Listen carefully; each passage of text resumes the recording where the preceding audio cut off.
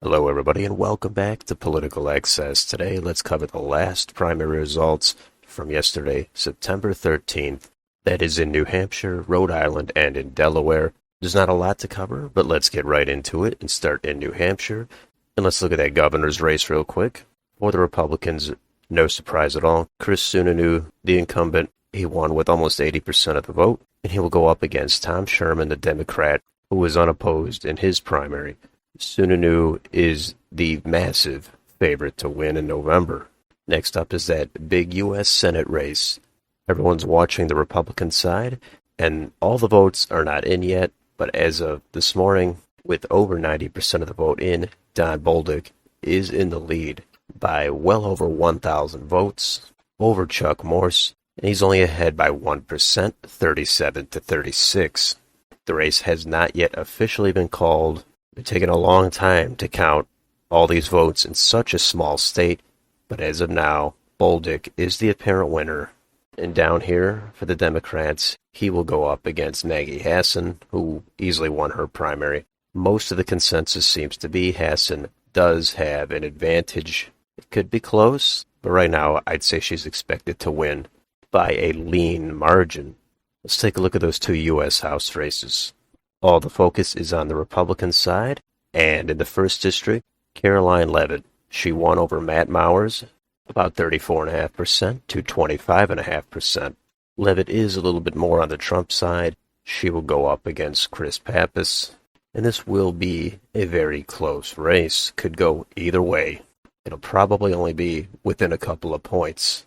In the 2nd District, again, the results are not completely final, but Robert Burns, he does appear to have enough of a lead over George Hansel, 33% to 30%.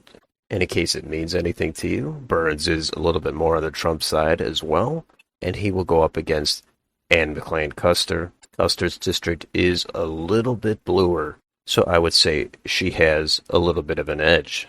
Let's switch over and take a look at Rhode Island. In that governor's race, the Democratic primary, it was a battle.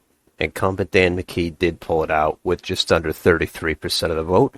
Second place was actually Helena Folks, who got over 30% of the vote. She kind of surged a little bit late, and she might have ended up winning if this was a week later or if the early voting started later. Third place was Nellie Gorbea. She got over 26% of the vote herself. It was a very competitive three-way race. So McKee will go on to face Ashley Kalis, who won her primary for the Republicans. That was not competitive at all.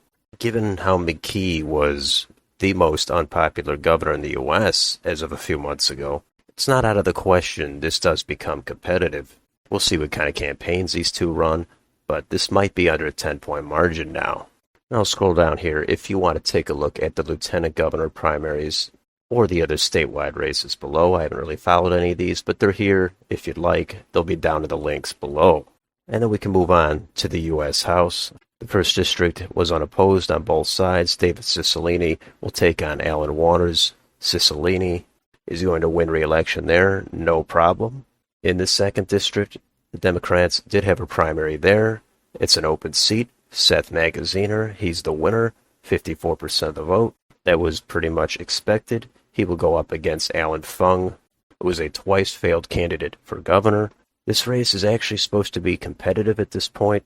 Fung could end up pulling it out somehow, but I'm going to wait until I see some more. For now, I'm going to say Magaziner has the edge. And finally, we could check out Delaware. There's really nothing happening for governor, nothing for Senate. The lone U.S. House race there was no action. I'll put up New York Times here. If you want to look at any of this, there's really not much to see unless you're into the state auditor or some of the state legislator races. And that U.S. House race here will be a rematch between Lisa Blunt Rochester and Lee Murphy. Rochester should win that comfortably. So that is it. That is a recap of the last primaries for New Hampshire, Rhode Island, and Delaware. The only state remaining is Louisiana. They have their primaries on Election Day, which I really don't like that at all. I wish they would change that. But it is what it is. But I've now covered every primary and every primary results, all the runoffs, all the main races. Hopefully you've been following my videos. Please let me know in the comments down below if you have any thoughts on any of these races. And if you enjoy this channel, Please like, share, and subscribe. Thanks for watching, and I'll see you on the next video.